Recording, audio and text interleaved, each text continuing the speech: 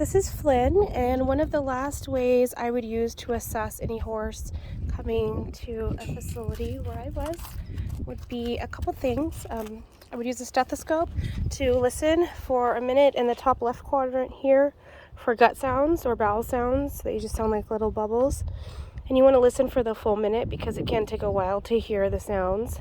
And then the lower part of the abdomen here on the left as well, you're going to listen a full minute and you make sure you hear at least 2 sounds.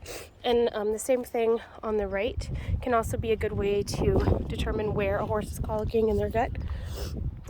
Here you can check for dehydration on the neck. This is called a skin pinch test.